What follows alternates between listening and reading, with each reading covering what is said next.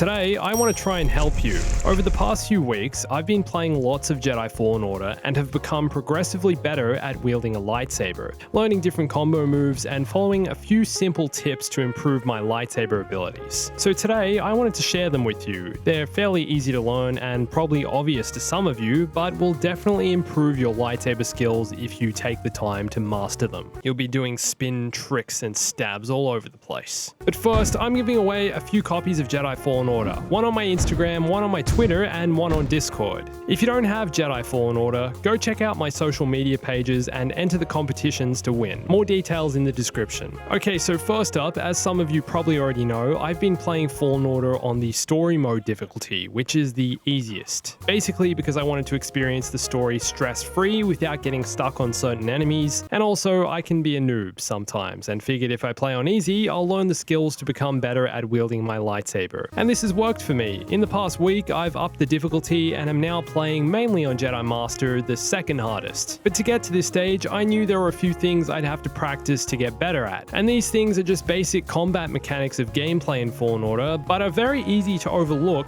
and stop using once you unlock more force powers. I found that the more force powers and lightsaber combos I unlocked, the less I was using the basic block, parry, and attack buttons, because I was just overpowering most of my enemies with the new moves I unlocked. Now this is something you can get away with unless you play on a harder difficulty. Let me explain. The first of them is parrying. Based on a lot of the gameplay I've seen from people online, lots of people forget to parry, or just straight up don't use it as much as they could. Parrying occurs when you press the block button just before the enemy hits you. This will cause the enemy to stumble backwards as you deflect their attack, leaving them momentarily exposed and off guard, so you can move in for an attack or finisher. But be warned, this doesn't work on all enemies. More advanced or heavier enemies can be parried, but will recover before you have a chance to move in for an attack. If you watched my last video, you would have seen a breakdown of all the different difficulty levels in Fallen Order and how they affect gameplay. Parrying changes based on which difficulty you play the game on. Time you have to perform a parry gets shorter the higher the difficulty, meaning you need to be much more precise the harder the game. And this is why it's so important to learn how each enemy attacks and moves.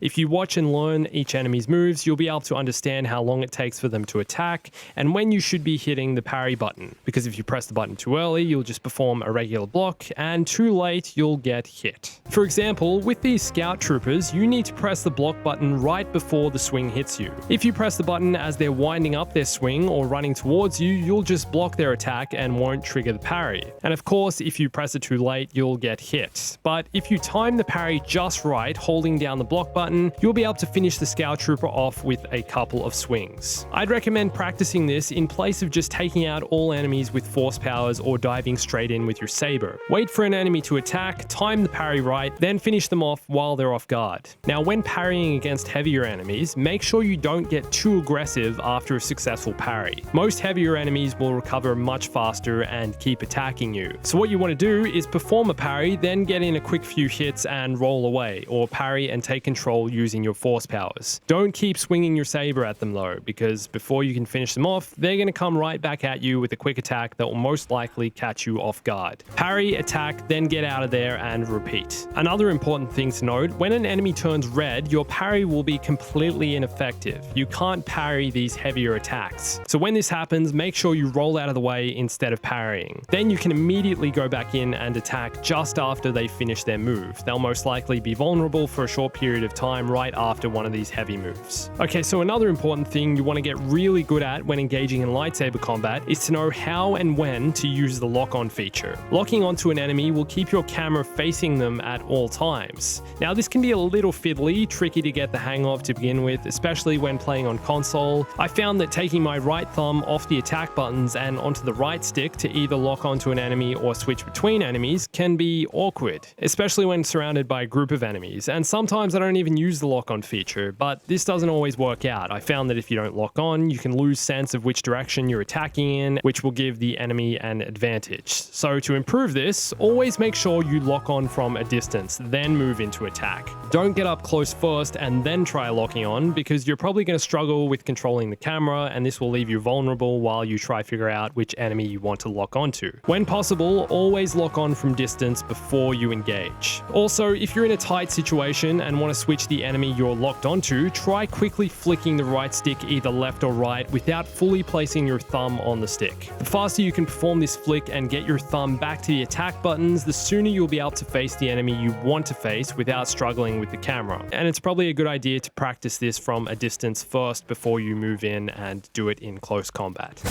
And let's say you're in a situation where you're surrounded and need to get out of there. If you're locked onto an enemy, moving away from the incoming enemies can be kinda awkward, as Cal will keep facing whichever direction the enemies are in. So to get out of there as fast as possible, start running with the left stick in the direction you want to escape to, and with your right thumb quickly press on the right stick. Although this might be a little clunky, if Cal is already moving, you're going to have an easier time avoiding more enemy hits, and hopefully escape while still alive. Don't want these droids to come and slam you into the ground again. I've had enough of these guys, man. I've been fighting them all day. K2SO droids. So once you've practiced both locking onto enemies and parrying, you can become an absolute master at chaining together combo moves.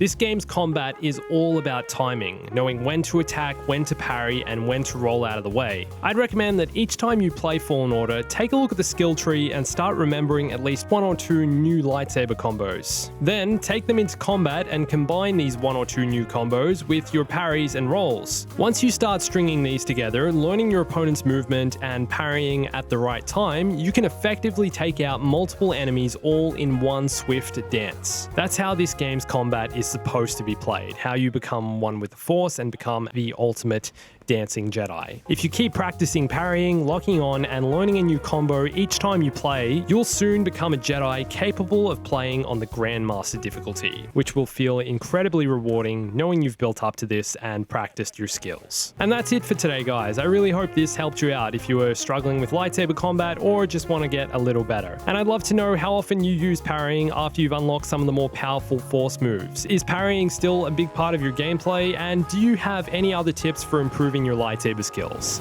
Let me know in the comments. And don't forget to go to my Instagram, Twitter, and Discord for details on the Fallen Order giveaways. And go watch my video where I compare lightsabers in Fallen Order to Jedi Academy from 2003, the game lots of people say has the best lightsaber gameplay ever. And thanks for watching this, guys. I appreciate it. My name's Andrew. I'll catch you soon. Stay bombastic.